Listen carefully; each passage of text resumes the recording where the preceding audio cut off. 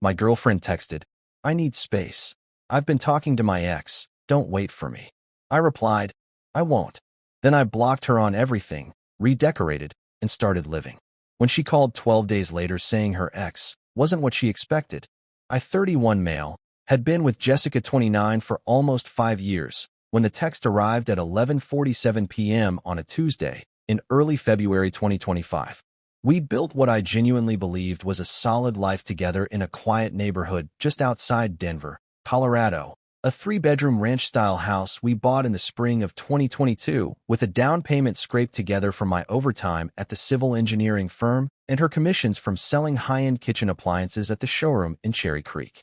The mortgage was in both our names, the utilities split down the middle, the backyard landscaped with native grasses, and a small fire pit we used maybe twice a summer.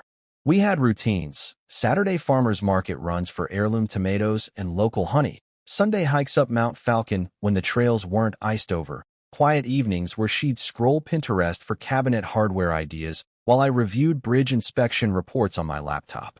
It wasn't fireworks every day, but it felt like home. Or so I told myself. The message came while I was still at the office finishing a structural analysis for a highway overpass retrofit project that had been delayed by permitting issues for months. My phone buzzed on the desk beside a half-eaten turkey sandwich. I opened it expecting her usual, "Working late. Pick up tie on your way home?" Instead, the screen showed 3 short lines that landed like cold water down my spine. "I need space. I've been talking to my ex again. Don't wait for me." No emojis, no softening qualifiers, no "I still love you but." Just the raw announcement, followed by the little typing bubble that appeared, disappeared, then never came back. I stared at the words until the screen timed out and went black. My first coherent thought wasn't anger or heartbreak. It was a strange, detached curiosity. Which ex? The college boyfriend from Boulder she'd mentioned once in passing, the one who played in a jam band and still sent her birthday texts every April? Or the more recent one, the finance guy from Fort Collins she dated for 8 months right before we met, the one whose name she always pronounced with a tiny edge like she was testing how it felt in her mouth? I didn't ask. I didn't reply with questions or pleas. I typed 2 words, "I won't," hit send, then opened my settings and blocked her number. I blocked her on iMessage, WhatsApp, Instagram, Facebook, Snapchat, LinkedIn. Yes, even there, she'd connected with me early on to network, and every other app one could think of in under 90 seconds. The whole process felt mechanical, like shutting down redundant circuits on a failing server. When the last confirmation popped up, I exhaled once, long and slow, and went back to my spreadsheet. I didn't go home that night. I booked a room at the Hampton Inn near the office using points I'd been hoarding for a trip we were supposed to take to Santa Fe in June. I lay on the stiff hotel mattress staring at the ceiling tiles and replayed every moment of the last 5 years looking for the cracks I'd missed. There were plenty if I was honest. The way she'd started leaving her phone face down during dinner 6 months earlier, the sudden interest in weekend yoga retreats she never invited me to join, the vague answers about late-night client calls that always seemed to happen when I was out running site visits. I'd chalked it up to stress, ambition, the natural ebb of long-term comfort. Now I understood it was something else entirely. I didn't cry. I didn't punch the wall. I just lay there until the alarm went off at 6 a.m., showered, put on yesterday's shirt because I hadn't packed a bag, and drove straight to the house. Jessica's SUV, a charcoal gray Highlander she'd insisted on leasing because it had third-row seating just in case, was gone. The garage door was closed. I let myself in through the side door, half expecting to find half the furniture missing or a note on the kitchen counter. Nothing. Everything looked exactly the way we'd left it Sunday morning. Coffee mugs in the sink, her favorite throw blanket folded on the couch arm, the faint smell of her lavender candle still hanging in the air. I stood in the living room for a long minute, then walked to the master bedroom. Her side of the closet was noticeably emptier, maybe a third of her clothes gone, the hangers spaced wider, a few pairs of heels missing from the shoe rack. She'd taken what she needed for wherever she was going and left the rest. No drama, no scorched earth exit, just efficient departure. That efficiency pissed me off more than the betrayal itself. I didn't call her. I didn't text mutual friends asking where she was. Instead, I opened my laptop, logged into our joint bank account, and transferred every dollar of my direct deposit paycheck, already cleared that morning, into my personal savings account, the one I'd opened quietly 3 years earlier after a coworker warned me never to commingle everything. I left enough in the joint account to cover the next mortgage payment and utilities, so nothing bounced and nothing triggered collections. Then I called the mortgage company and requested to be removed as an authorized user on the online portal while keeping my name on the title and note for now. They said it would take 30 days to process, but confirmed I could still make payments if needed. I thanked the rep and hung up. Next, I called a locksmith. He arrived within the hour, rekeyed every lock on the house, and handed me 4 fresh sets. I tipped him generously and spent the rest of the day moving her remaining belongings into the guest bedroom. Not throwing them out, nothing petty like that, but boxing them neatly, labeling each cardboard container with black Sharpie. Jessica, clothes. Jessica, books and decor. Jessica, bathroom and miscellaneous. I stacked the boxes along the garage wall, closed the door, and went to Home Depot. I bought paint, matte charcoal for the accent wall in the living room, soft sage for the hallway we'd always talked about brightening up. I bought new throw pillows, a wool area rug in deep navy, a set of abstract prints from a local gallery I'd always liked but she'd dismissed as too modern. I spent 3 days off work stripping the house of the version we'd built together and replacing it with something that felt like mine alone. I swapped out the duvet cover she'd chosen for a simpler gray linen one, moved the framed photos of us to a drawer in the office, and hung a single large canvas of Pikes Peak at sunrise above the fireplace.